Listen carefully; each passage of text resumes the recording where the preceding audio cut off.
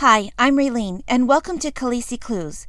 This video is really late getting out, and you've probably already heard the majority of the points I will be discussing, but please stay tuned, because I do have some new information for the Night King, and also new predictions based on the clues from the very first episode.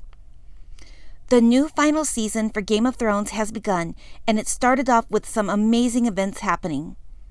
In this video, I will be discussing some of the key points that I believe may be foreshadowing some future events.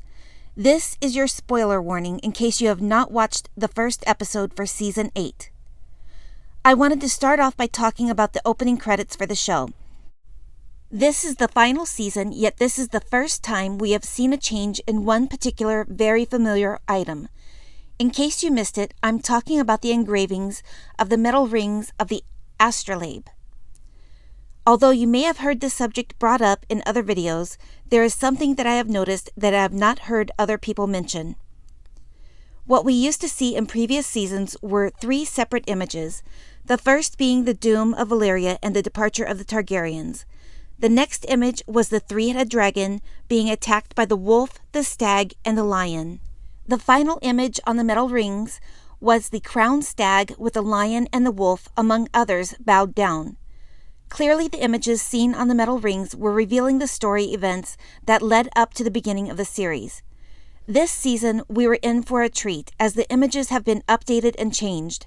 The very first image is now showing Viserion blasting a hole through the wall, allowing the Night King and the army of the dead south of the wall for the first time in thousands of years. The second image shows the royal Lannister lion with a fish in his mouth, facing a direwolf who is hung by the neck with arrows protruding from his back. I believe this is symbolizing the Red Wedding, with the death of Catelyn, represented by the fish, and Robb being stabbed in the back by the Freys and the Boltons, resulting in his death. There is another image further to the right, which is a man holding up a severed direwolf's head in one hand and a sword in the other. I believe that is symbolic of the death of Ned Stark, ordered by King Joffrey. Both of the images that I have mentioned so far have been horrible reminders of tragic events from this story. Events that we hate to think about, yet we will now be reminded of for each of the final 6 episodes we are ever going to receive for this amazing show. I'm not sure if I should be happy about this change or if I should cry. But at least the very final image is one that gives us some relief or hope for this story. It's an image of the red comet in the sky, 3 baby dragons, and 1 full-grown dragon. I just have to tell you, I screamed when I saw that image. I'm trying not to get my hopes up too much, but I've been telling everyone for years that we might be getting a 4th dragon for the final part of our story. This image can be symbolic of a couple of things, though.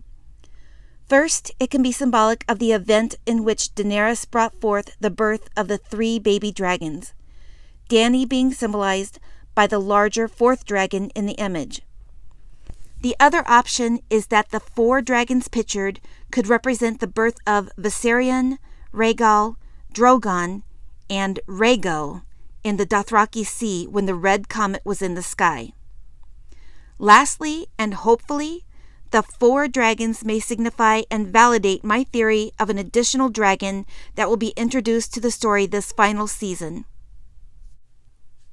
That means the 3 baby dragons pictured would be Viserion, Rhaegal, and Drogon, and the full-grown dragon would be Morning. If you haven't seen my 4th dragon theory video on my channel, there is still time. There is still one more difference that I have not heard anyone mention. It is the very final image of the beginning credits that ends with the Game of Thrones signature design. That is the image with the 4 hidden dragons that I have previously mentioned in past videos. There is a subtle change to that image. In the previous seasons, it has been brightly lit with all of the glowing eyes and accents distinctly standing out. This final season, the image is dimly lit, which reminds us that the long night is upon them. If you look, you will notice the top section is still slightly lit. You can still see the 2 dragon eyes glowing, plus the area around the symbol for the rising sun. The bottom half is what made my heart drop. Both dragon eyes are no longer glowing. The same for the area around the symbol for the setting sun. Nothing is lit. What this is saying to me is that it may be a clue or possible foreshadowing that we will sadly lose another dragon to the Night King. The very first episode for Season 8 is titled Winterfell, and justly so. It's a really busy episode with the arrival of Jon and Dany, and it is just packed full of long-awaited reunions. I'm not going to go scene by scene through the entire episode. I will touch on a few things that I thought were cute or interesting, but I really want to get to the end of the episode and on to the subject of the Night King. The episode opens showing a young boy running through the woods and then fighting through the crowd of people gathered to see the arrival of Jon and Dany. Finally, the boy climbs a tall tree so we get a good shot of all of the Unsullied marching through the streets on the path leading to Winterfell. Watching this young boy was like having a combined flashback of both Arya and Bran from the very first episode. They were both right around this young boy's age when King Robert came to Winterfell so many years ago. Little Arya running around with an oversized helmet on her head, trying desperately to get a good view of the procession arriving to her home, along with a very healthy, active, young 10-year-old Brandon Stark climbing the walls to get a better view. His words foreshadowing this very event as he was telling his mother, "I saw the king. He's got hundreds of people." Catelyn scolding him, "How many times have I told you? No climbing." Bran, paying no mind to his mother's words, continues to say, "But he's coming right now, down our road." I always thought it was foreshadowing the Night King and the army of the dead coming. I guess it could actually foreshadow both events. Jon arriving with the Unsullied and the Night King with the army of the dead that will soon be arriving. We hear Jon tell Dany, "I warned you, Northerners don't much trust outsiders." I guess Dany was tired of the gloomy reception she was getting and decided to liven up the place. That was completely rotten of Dany to call the dragons in the way she did. She gave the Northerners something to stare at, all right. Followed by her little ornery smile of hers. I thought that was a really cute and amazing scene. I know this is a fictional story we are watching on screen, but I tell you, it just feels so amazing to see these huge dragons flying over Winterfell. It makes me wonder how George R.R. Martin must feel when he is seeing this spectacular world that he has created come to life visually. It is just breathtaking for me. I loved how Jon brought his horse up to a quick trot as soon as his eyes locked on Bran. Just that little extra acknowledgement of the love he has for his siblings shows in the smallest gestures. Just one of the many reasons why I love his character. Immediately after we get the touching and sad reunion of Jon and Bran, we see Bran's eyes lock onto Dany. First thing that came to my mind is a flashback to Tyrion's trip in Volantis where he is encountered by the Red Priestess. She locked onto Tyrion throughout the whole crowd of people surrounding her. It was almost as if she was sensing his presence. It also made me wonder if Bran already knows that Dany is pregnant. One thing that I will be interested to know is if we see an increase in Bran's powers now that he is going to be surrounded by Jon, Dany, Tyrion, and the dragons. It was noted a couple of times in the show and the books about the increase of power for the warlocks and for the pyromancer spells when a dragon is near. Don't forget that the word dragon does not just refer to the big fire-breathing type, but also the Targaryens or blood of the dragon characters who seem to possess a unique magical quality. Melisandre was more powerful at the Wall, most likely because she was close to Jon and even the Night King further north. In chapter 49 from A Clash of Kings, the pyromancer asks Tyrion if there were any dragons close by when he was having such great success with the production of the wildfire prior to the Battle of the Blackwater Bay. Tyrion tells him he hasn't seen any dragons. Little do they both know the very presence of an oblivious dragon is standing right there. Bran's abilities seem to be a very unique, powerful, and rare form of magic. I would think he should be getting a huge power boost from Jon, Dany, Tyrion, and the dragons. Then we had Sansa being pissy, while Dany was being gracious. I know a lot of fans might be angry about Sansa's attitude, but we have to try to remember that Cersei was once gracious and kind to Sansa too. The first encounter Sansa had with Queen Cersei was very similar, with the Queen calling her beautiful and referring to her as a little dove. Sansa is hardened and cold from her life experiences. She trusts absolutely no one except possibly Brienne and her direct family. Just as we are all getting carried away with the introductions, Bran smacks us back into reality with his breaking news for Jon and Dany, moving us on into the meeting in the Great Hall. Sorry, Dany, but there is no time for tears or even words. We only have 5 episodes left. During the meeting, Tyrion takes a stand to aid Jon in his efforts of calming the Northerners. Did anyone catch the petrified look that came over his face as he announced the Lannister army would soon ride north to join their cause? It wasn't a look of scheming or betrayal. He was nervous and scared, followed by his statement to Sansa of, "No one fears Cersei more than I do," when they were speaking privately.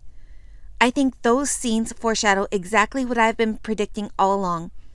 Tyrion has made a secret pact with Cersei to surrender himself to her in exchange for her army's support.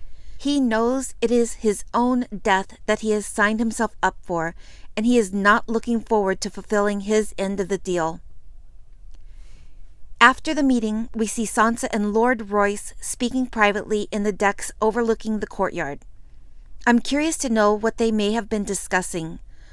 Lord Royce has previously mentioned to Sansa in the past seasons that the Knights of the Vale came for her. Maybe Lord Royce was just expressing more of his unapproving opinion about Jon's recent choices. The other thing they may have been discussing is possibly Robin Arryn. I would expect that the arrival of his character in Winterfell would happen sooner than later. Their meeting was cut short, however, as Tyrion approaches to speak to Sansa privately too. I was hoping that there would have been a little more warmth to Sansa's voice when speaking to Tyrion. I have to remember, though, she is literally a cold fish right now. She is still healing from her past experiences. By the way, Sansa and Tyrion are standing relatively close to the same area that Tyrion's Hand of the Queen pendant was shown in the Aftermath teaser. You can see the cages for the ravens with the bars in the background. Their meeting ends with Sansa's warning to Tyrion about trusting Cersei's word. As Tyrion is contemplating Sansa's last words, he glances down and his eyes lock with Bran, who happens to be staring and studying Tyrion. I know some people think Bran was eavesdropping on their conversation, but I think he was just picking up on Tyrion being blood of the dragon. Every time we have seen Bran warg into anything, his eyes roll back, turning white. I also thought in order for him to actually see anything, he had to be touching a weirwood tree. There is the possibility that his powers have grown stronger now and that he no longer needs to touch the tree in order to see everything. Next we had the sweet reunion of Jon and Arya. I'm glad they got to reunite away from everyone else. I love how she ran and jumped into his arms just as she did when they had said goodbye so many years ago. The subject of Jon not surviving being stabbed in the heart was brought up during their scene. I think that is serving as a reminder for fans. I have mentioned in my previous videos that I believe Arya will wear Jon's face and travel to King's Landing in efforts to save Sansa. I do believe the mystery face in her bag was definitely Jon's. The next group of scenes are with Cersei and Euron. Cersei receives the terrible news from Qyburn that the dead have broken through the wall, in which she replies, "Good," with a smirk and walks away. Did anyone catch the look on Qyburn's face? He looked a little shocked and dumbfounded, as if he was questioning the Queen's reaction to what he believes is terrible news. His eyes then stare out at the approaching Greyjoy ships carrying the Golden Company. I think we just witnessed the jump ship of Qyburn to Team Euron. I think he realizes his queen is now completely off her rocker by not seeing the true threat of the army of the dead. Euron's plan of leaving on his ships and going somewhere the dead can't travel is sounding pretty tempting to Qyburn right about now. I'll talk a little more about this later. Next we see Euron and Harry Strickland aboard the Silence. I was so bummed to see that it really was just the back of Harry's head that we were seeing from the original trailer. I still think there is a reason for his hair appearance looking so similar to Cersei's. I feel like I'm betting on a racehorse with some of these predictions, like I should be shouting, "Come on, Cersei's golden armor," at the TV. These predictions are definitely a gamble. You win some and you lose some. I really liked that prediction though. We had the small scene with Yara and Euron. I'm definitely glad to see that she still has her tongue. She tells her uncle that he has picked the losing side. Euron's not worried though. He's got his own secret plans. He tells Yara, "I'm gonna fuck the queen." He doesn't mean that just physically, but literally too.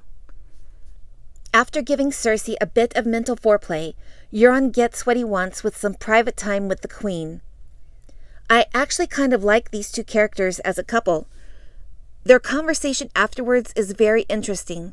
Euron is asking Cersei how he compares to her late husband, King Robert. Cersei says this important line: "Robert had a different whore every night, but he still didn't know his way around a woman's body," and actually pays Euron a bit of a compliment by saying, "You're not boring, I'll give you that." That is followed up by Euron sauntering up to Cersei, placing his hand gently on her stomach and saying, "I'm going to put a prince in your belly." Now stop right there. He knows. Euron knows his way around a woman's body. That means he pays attention to every part and curve of a woman's body. Cersei should be at least a couple of months pregnant. At minimum 8 weeks to possibly even 12 weeks pregnant. Far enough along to begin to feel that little bulge in her belly. He knows she is pregnant with Jaime's baby. Her baby's life is now in danger and she doesn't even know it. He could easily slip something into her drink and make her miscarriage. He may have even already poisoned her drink that we've seen her slipping in the episode. Cersei slept with him as a strategic move so she could play it off that she is pregnant by him. She needs Euron to stay loyal to her. She cannot afford to lose the support that she believes she has with him by coming up pregnant with another man's baby. Euron would take that a bit offensively. Cersei's met her match. He's just as ruthless as she is. Now I'm going to circle back to a scene with Bronn. I skipped this for a reason. I believe these scenes are shown a bit out of order, and even if they're not, my prediction, it still works. I think this is actually happening after Euron has left the Queen's bedroom. I think that Qyburn and Euron are now working together. Qyburn is Euron's man now. It's not Cersei that has hired Bronn to go to Winterfell and kill her brothers should they survive the war. It is Euron. Euron wants the throne. He doesn't want or care about Cersei. He wants to marry the most beautiful woman in the world, and that is Westeros, the 7 kingdoms. If he even decided to keep Cersei around after he takes the throne, she would not be treated as a queen. She would be locked away in a cell to be tortured or used as a play toy for his pleasure. Should his plan succeed and he ends up on the throne, he would not want to have any troubles from her brothers taking revenge or raising arms against him. That's why Qyburn has the gold already waiting for Bronn. No need to go see the queen. Your chariot awaits for you. Now be on your way. I honestly don't think Cersei would hire Bronn to kill her brothers. She knows he is more loyal to them than to her. She referred to him as a traitor when she confronted Jaime about Bronn setting up the secret meeting between Tyrion and Jaime. Qyburn's statement about Cersei having other plans for Daenerys is referring to Euron's plans. Euron wants Dany and her dragons for their power. Cersei has her own plans set in motion for Tyrion. She had the chance to kill Jaime last season. She could have had the mountain cut him down before he even left King's Landing. There would have been no repercussions for her at the time, but she chose to let him go. Whatever little bit of love or humanity she has left in her seems to only be reserved for her child and possibly Jaime. We then have the rescue of Yara by Theon. This must have taken place while Euron was tied up with the Queen Cersei. Sadly, the two are separating once again as Yara plans to head to the Iron Islands and Theon heads back to Winterfell. The thought crossed my mind that Euron may actually survive this war. If he should jump aboard his ship and sail to the Iron Islands, Yara will be there waiting for him. We may just see him sailing off to another faraway lands in defeat. Like George R.R. Martin said, not all good guys live and not all bad guys die. That's just part of life. Next we see the arrival of Elise Karstark. Davos, Tyrion, and Varys are all having a meeting of the minds in which Davos puts forth the idea of Daenerys and Jon jointly ruling the Seven Kingdoms together. I think that's a wonderful idea. Let's hope George thinks the same. Dany is concerned for her dragon's recent loss of appetite. I did a little bit of research about lizards and common causes for a loss of appetite. I found out that the reduction of daylight hours, such as what happens during winter, can cause a reduction in appetite.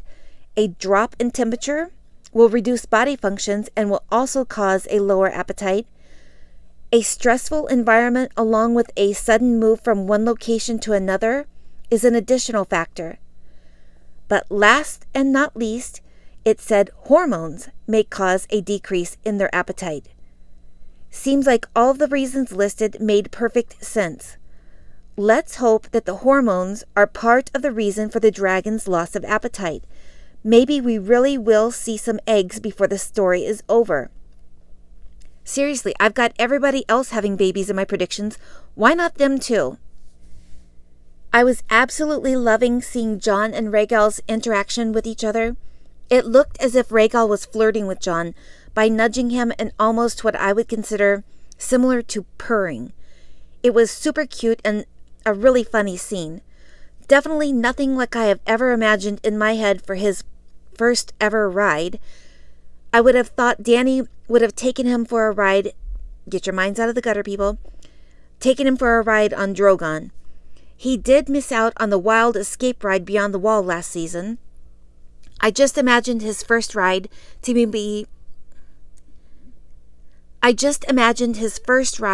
more of a dire and urgent situation. I would have loved to see Rhaegal come to Jon's aid when he was in need during a battle. I thought the reunion between Arya and Gendry was reminiscent of their initial meeting too. Arya, such a young little girl, was being bullied by Hot Pie and Lamy at the time. The first thing that Gendry had said to Hot Pie was, "So you like picking on the little ones?" followed by some small hints of a threat which made the boys stop and scamper away. This time, we see Gendry being bullied by the Hound, in which case she tells him, "You leave him be." This makes the Hound stop and turn around to see Arya. Typically, when I would hear a woman called a cold little bitch, I might find it slightly offensive, but since it was coming from a fellow dog, I took it as a compliment for her. I loved the cute remarks made back and forth between the two. It was like taking a walk down memory lane for a brief few minutes. The flirting gave me hope that they really will end up together after the war is over. I truly believe Arya and Sansa's fates were swapped the moment the wolves' lives were swapped. I think, in the end, Arya and Gendry will be together, joining the Stark and Baratheon houses. I think they would also possibly take in and care for some of the orphan children that will be left after this horrible war is over. You know, I have to say, the meeting with Daenerys and Sam was going so well in the beginning. It quickly flew off the rails and ended in a fiery train wreck, which left me feeling absolutely horrible for Sam. As Sam rushes out of the room and nearly gets run over by some horses, he ends up walking over to Bran, who is curiously in the cold outside, waiting for an old friend. There is one thing I absolutely hate in this story, and that is how they have made Bran Stark so void of all emotion and personality. The original Three-Eyed Raven did not act like this. His voice still had emotion behind it, along with his facial expressions. Bran talks like a robot, and his face is stoic. And I absolutely hate his statement to Sam about Jon not being his brother. I keep hearing the words Bran said to Robb, "I'd rather be dead." Honestly, to be tragically paralyzed from the waist down is horribly sad, but he still could live a very full and happy life. To be robbed of all feelings and emotions, they have basically taken his soul. Like Mira claimed, "You died in that cave." I think it is just so horribly sad, and I truly hope that it is different for him in the books. Since Bran is so void of all emotions, I definitely think Sam was the better choice to give Jon the big news. Although I think Sam should have told him to have a seat first. It almost looked like Jon was about ready to fall over from shock at one point. Now we will all have to wait to see whether he decides to tell Daenerys or keep it a secret for now. Finally, we see the hysterical reunion of Ed and Tormund. Although the laughs do not last long as we see the message left by the Night King. Little Lord Umber is dead, pinned to the wall in the center of the Night King's symbol. I believe this is the ancient symbol used by the children of the forest, which stood for the blood of the dragon, just the same as the ancient symbol for the blood of the first men might possibly be the single circle of stones that we have seen numerous times throughout the show. As I have stated previously in my videos, I believe the Night King is a dragon lord from old Valyria. If you go back in the history, the Valyrian Empire, which was called the Valyrian Freehold, were conquerors. They were conquering lands far and wide and always in search of slaves for their mines. That is what the Night King is doing. He is conquering lands by attacking and killing all of the people. When the children of the forest originally captured him, they probably were thinking they could turn him into a secret weapon for them to wield against the impending invasion of the Andals and eventually the Valyrians. The Valyrians were the driving force that pushed the Andals from their home, which led to their arrival in Westeros. This dragon lord, with his powerful bloodline, was made in effort to fight the coming of these foreign invaders. Like the old saying goes, fight fire with fire. What they didn't account for is the fact that, as Dany has said, a dragon is not a slave. They couldn't control him. They have basically created a new, powerfully superior species. So now this uncontrollable, ultimately powerful new being that we know as the Night King is continuing his mission.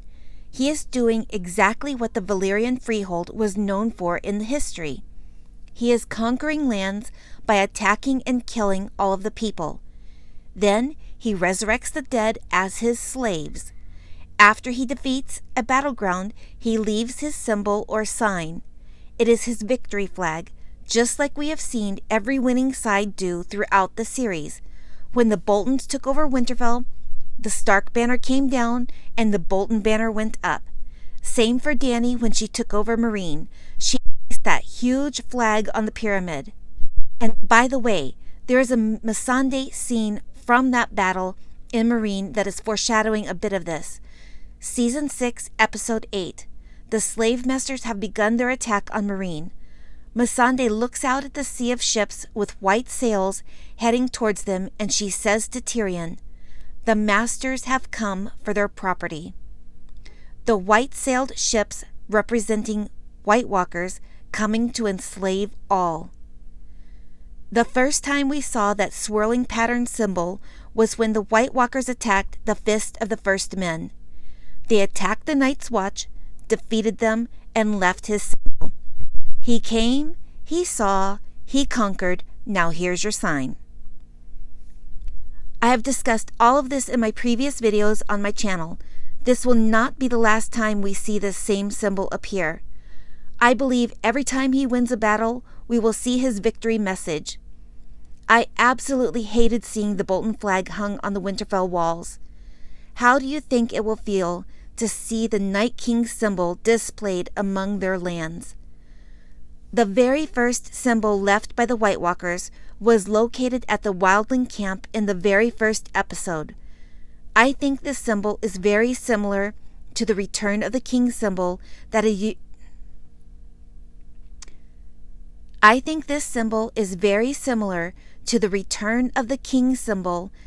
used in the Tolkien books and also seen in the movie King Arthur, Legend of the Sword.